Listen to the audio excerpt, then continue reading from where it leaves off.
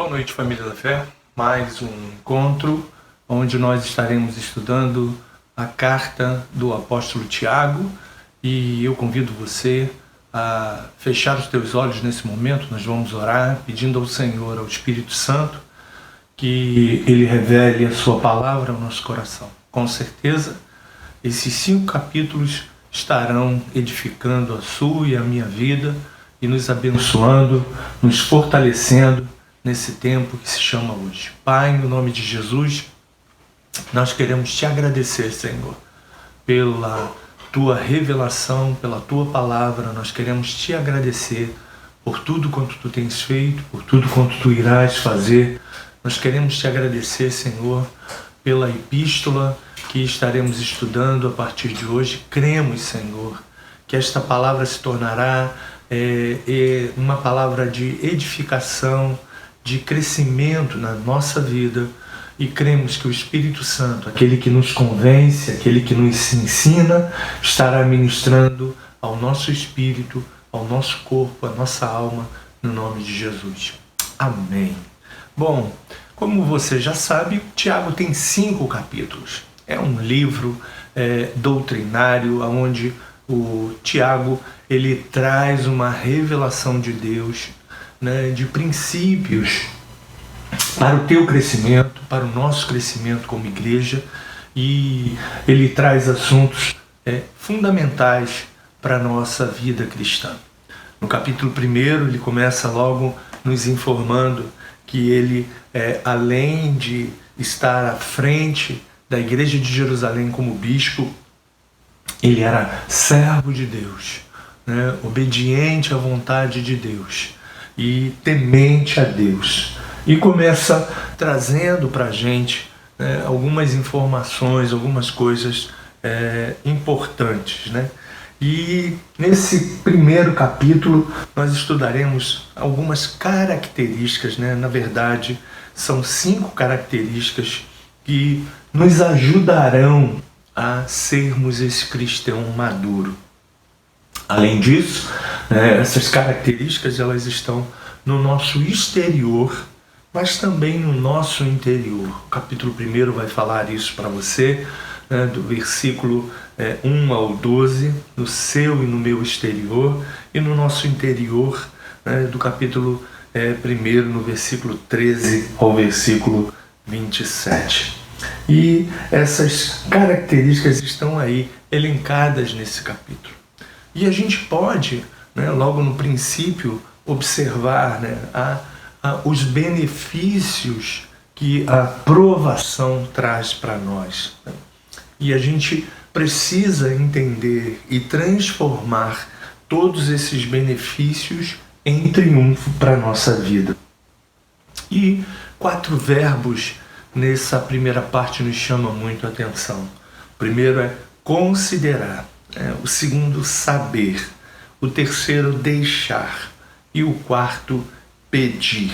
Então, considerar, a gente precisa considerar as provações que vêm sobre a nossa vida como algo que vai fazer com que nós cresçamos na fé. E o capítulo 1, do versículo 2 em diante, ele fala sobre isso. Vamos à palavra de Deus?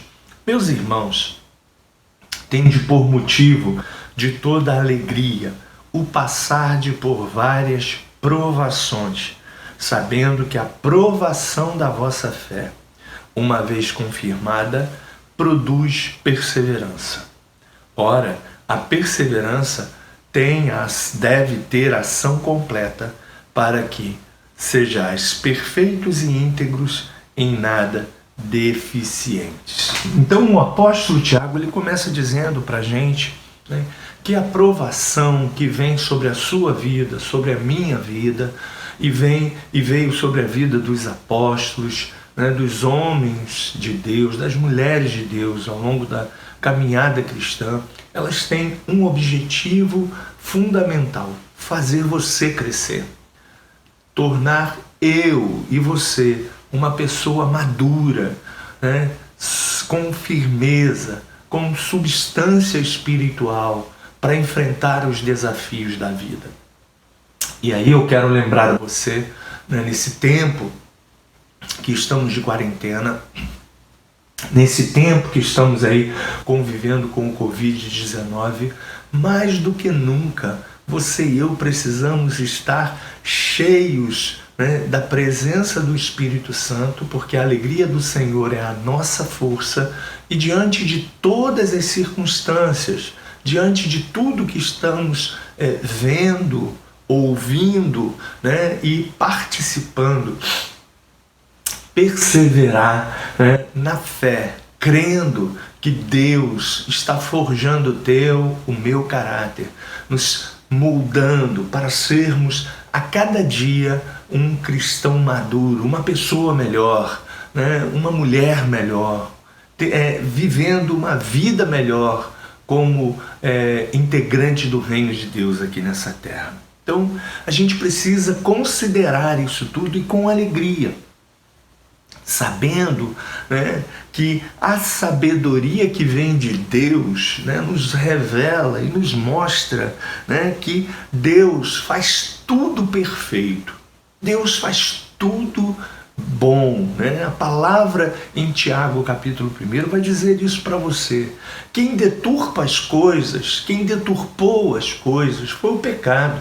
Deus, ele trouxe e sempre, né, com ele a sua natureza é boa. Então, não entenda e não pense, né, que todas as coisas que a gente está passando aí, elas são consequências de uma ira de Deus. Não pense assim, até porque Deus é bom demais, né? Mas entenda, né, que o pecado ele traz consequências para a raça humana. E o que nós estamos vivendo são consequências do pecado, né? De um mundo cheio de corrupção, de um mundo cheio de ganâncias, de homens, né, e de líderes que pensam apenas em si, na sua própria vida, no seu próprio egoísmo. E a gente precisa ter essa mente esclarecida, gente. Deus é bom em todo tempo. Deus é bom. Você pode repetir isso comigo? Deus, em todo tempo, Ele é bom. Glória a Deus. Né? E Ele diz isso no versículo 12 até o versículo 18. Então você vai ver lá Ele falando, né, da maldade que surgiu no coração do homem lá no princípio. E esse pecado acompanha a raça humana. Claro que a obra consumada da cruz, você também já sabe disso, né? Ela trouxe uma nova vida em Cristo Jesus, mas para aqueles que aceitam Jesus como Senhor e Salvador. Mas o mundo que ainda não aceitou o Senhor Jesus como o único e suficiente Salvador, ainda jaz no maligno, ainda está sendo influenciado por esse pecado. Graças a Deus, e se você já nasceu de novo, você pode dizer comigo, graças a Deus, né? Porque você e eu nascemos de novo. E nascendo de novo, essa natureza divina, ela é reimplantada em nós através do Espírito Santo. Glórias e honras a Jesus, né? Porque o Espírito Santo que habita em nós, né, ele desenvolve essa maturidade, essa natureza divina dentro de nós. E ele continua dizendo, não vos enganeis, meus amados irmãos. Versículo 16, toda boa dádiva e todo dom perfeito são lá do alto, descendo do Pai das luzes, em quem não pode existir variação ou sombra de mudança. Então, gente, Deus não muda. Ele é bom e permanecerá e continuará sendo um Deus bom. Agora, o pecado, ele tem um processo e ele vai gerando, né, esse processo na vida e na humanidade, né? Ele vem trazendo sobre as pessoas o desejo desenfreado, né? As pessoas que estão envolvidas pelo pecado, elas não conseguem parar, né? Elas não conseguem se conter, é um desejo incontrolável, porque a natureza dela está no domínio do pecado. Elas são vítimas desse pecado, desse desejo e também do engano. Olha, né? O engano tem trazido sobre a mente das pessoas tantas informações, tantas coisas ruins, minha gente. E terceira e penúltima coisa, o pecado, ele é um ato de desobediência. Toda a raça humana está sofrendo agora por um ato de desobediência. Não sabemos como chegou até nós essa pandemia, mas com certeza foi por um ato de desobediência, por um ato de uma atitude pecaminosa, do engano.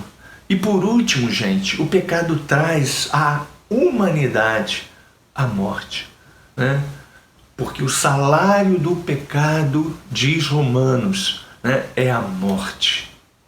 É um fato. Mas eu quero lembrar a você, mas o dom gratuito de Deus, a graça, ela é a vida eterna. Portanto, eu convido você a se deliciar na graça. E o apóstolo Tiago fala isso pra gente. A viver a graça, o favor imerecido de Deus, a bondade de Deus, vivendo as boas dádivas de Deus constantemente. Porque a gente acabou de ler, ele não muda. O tempo todo ele continua sendo bom.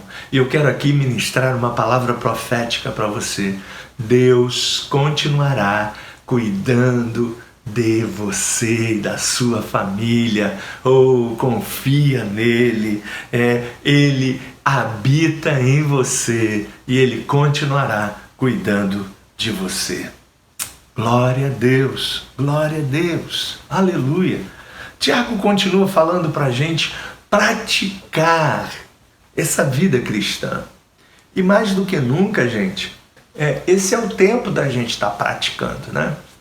Estamos em quarentena, só saímos para resolver assuntos urgentes, para comprar comida, para novamente ficarmos em casa para comprar às vezes remédio e voltamos para nossa casa, para o nosso lar, E a prática da vida cristã, mais do que nunca, está sendo desenvolvida na tua vida, na minha vida.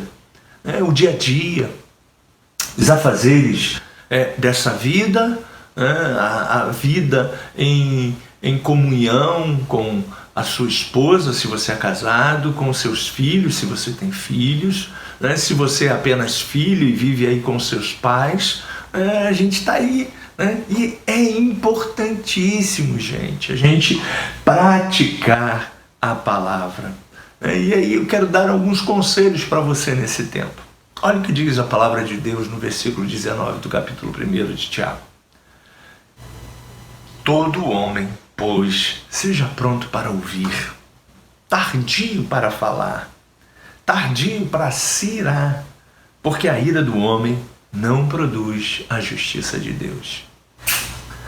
Verdade, né, gente? Então, fale menos, tenha mais amor no seu coração, não deixe nada aborrecer você, procure brincar, procure se divertir, procure estar em harmonia com a sua família, para você passar esse tempo vivendo o melhor de Deus para você.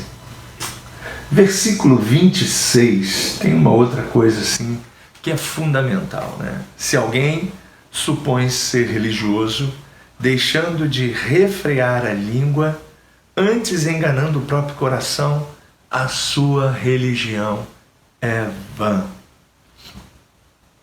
E aí a gente vai falar no próximo capítulo mais detalhadamente sobre esse assunto, sobre as coisas que a gente deve cuidar no capítulo 3.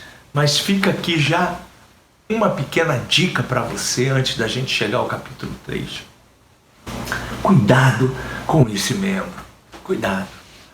Cuidado com o que tu falas. Cuidado com o que você libera. A boca, diz a palavra de Deus, fala daquilo que está cheio do seu coração.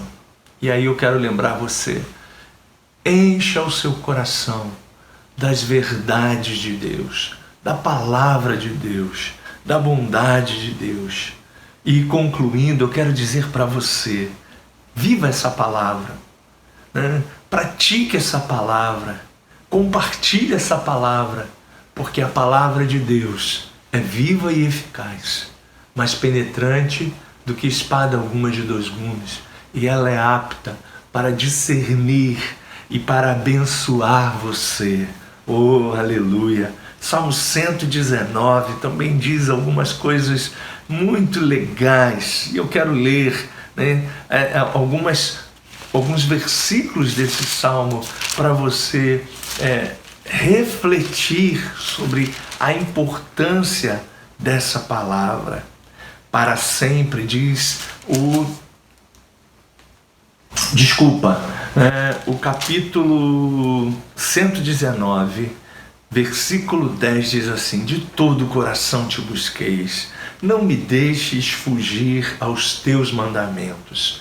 Guardo no coração as tuas palavras para não pecar contra ti. Versículo 16: terei prazer nos teus decretos, não me esquecerei da tua palavra. Versículo 33 do Salmo 119: ensina-me, Senhor, o caminho dos teus decretos, e os seguirei até o fim. Versículo 55: durante a noite observo a tua lei. 62: levanto à meia-noite para dar graças por causa dos teus retos juízos. Versículo 65: tens feito bem essa palavra ao teu servo, portanto tu tens me ensinado a tua palavra. Versículo 89: para sempre ao Senhor está firmada a tua palavra no céu. A tua fidelidade, versículo 90, estende-se de geração em geração. Fundaste a terra e ela permanece. Versículo 103: quão doces são as tuas palavras ao meu paladar, mais que o mel à minha boca. Versículo 105: lâmpada para os meus pés é a tua palavra e luz para os meus caminhos. Aleluia. Versículo 125: sou teu servo, dá-me entendimento para que eu conheça os teus testemunhos.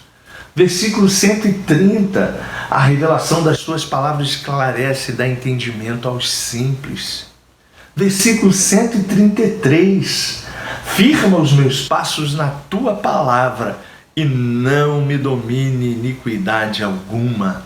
Versículo 140: puríssima é a tua palavra, por isso o teu servo a estima. Versículo 160: as tuas palavras são em tudo verdade desde o princípio, e cada um dos teus justos juízos dura para sempre. Versículo 162, e com isso eu quero finalizar dizendo assim: alegro-me nas tuas promessas, como quem acha grandes despojos. Abomino e detesto a mentira, porém amo a tua lei. 7 vezes no dia eu te louvo pela justiça dos teus juízos. Grandes paz têm os que amam a tua lei, para eles não há tropeço. Pense nisso. Viva a palavra.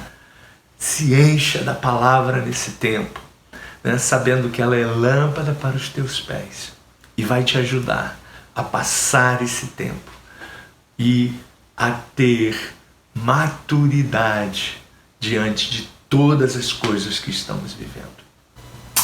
Pai, no nome de Jesus, nós te agradecemos porque estamos em tudo sendo testados com o desejo do Senhor em nos aprovar. Portanto, louvamos o teu nome, porque todas as coisas, como diz a tua palavra em Romanos, cooperam para o bem daqueles que amam a Deus, daqueles que são chamados segundo o teu propósito.